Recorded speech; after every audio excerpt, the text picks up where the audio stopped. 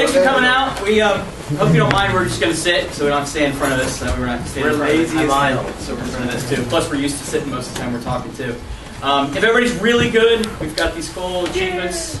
I've got Spear to the Knee. If you impress us, you get one of these. We have some trivia at the end, so by good he means you laugh. Stupid, crappy.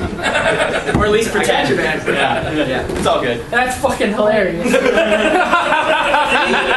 guys get it. All right. So a couple of quick disclaimers before we get into this. We are going to be talking about effects. So some of the effects that we show do have a little bit of gore or a little bit of blood in them. So if anybody's easily offended, doors that way. Mild language, stuff like that. We're also recording, so if you guys don't mind, we're recording this.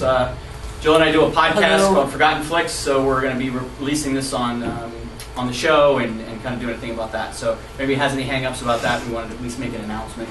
If you're wanted by the feds. We don't have a card. We actually didn't get cards printed up, but we're going to have all of our info at the end kind of popped up. So we have Twitter, Facebook, all that stuff. So we'll be happy to show you what we've got. We didn't print out cards for this, unfortunately. So, like I said, lazy. Yeah, pretty much. Cheap bastards is more what I was saying. Yes, that too. It's all good.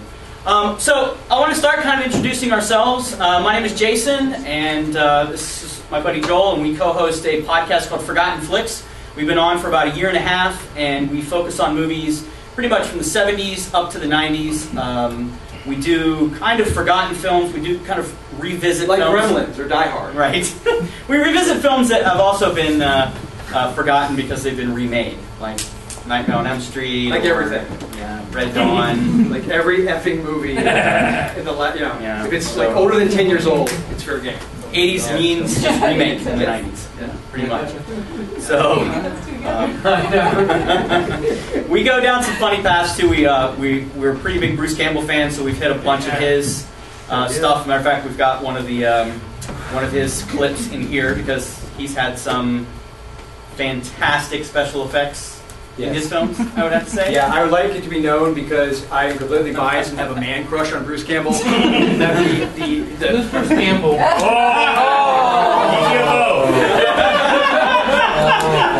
You were on the good list for a bad, with an achievement, man. 5 seconds. It's gone. So the pick that was a Jason pick. But you will agree it is fantastic. Yeah, it is fantastic. So one of the things that we talk about a lot are special effects, especially CGI effects, because a lot of the movies coming out now tend to rely on that as just the way to pull people in. A lot of sci-fi movies, a lot of horror movies. We even have a lot of movies like Sci-Fi's original films, which we have some friends that do some shows with those.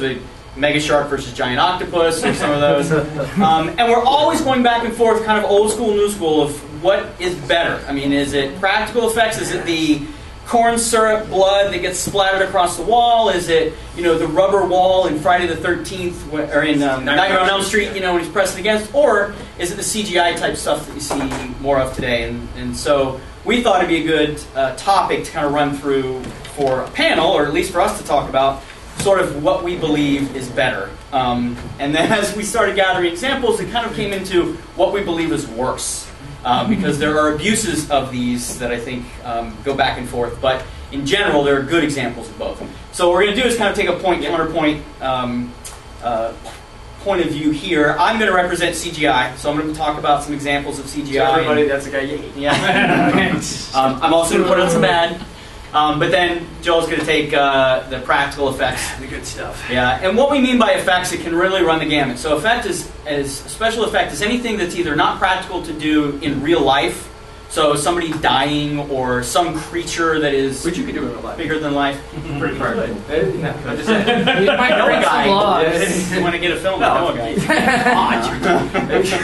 Yeah. And I actually pulled up the definition, so I wanted to go through this. Visual effects are the various processes by which imaginary is created and or manipulated outside the context of a live-action shoot. Visual effects involve the integration of live-action footage, generated imagery, to create environments which look realistic, but for various reasons are either too dangerous, costly, or just simply impossible to capture on film. But I would also point out that depending on who you're arguing with at the time, I think that some people would argue all effects are visual because obviously it's a visual medium. So I think that distinction of computer generated, and of course that definition was courtesy of Wikipedia.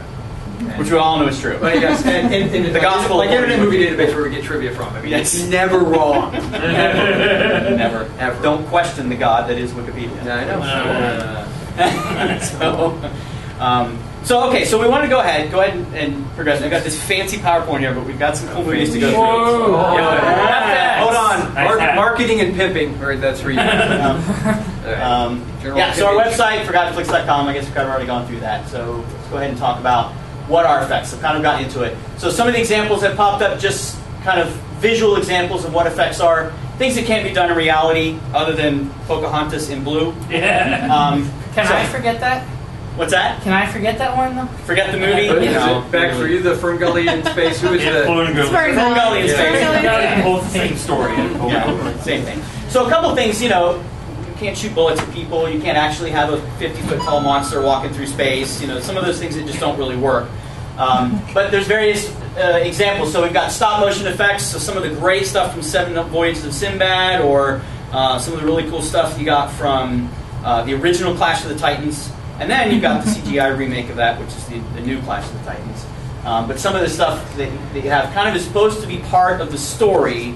It's supposed to help tell the story, which is kind of what I want you to talk about, which is what are they supposed to do? Why do we use effects, visual effects? Well, how about this? I'm going to do that really obnoxious hosting whatever this is thing and ask, is anybody out there, can you tell me why? Like what's, how do you feel?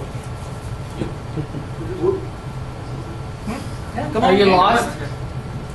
If you are just wondering, we will not judge you, I swear. We will. Okay. We have. So, you want to just recap? You want to start from the beginning?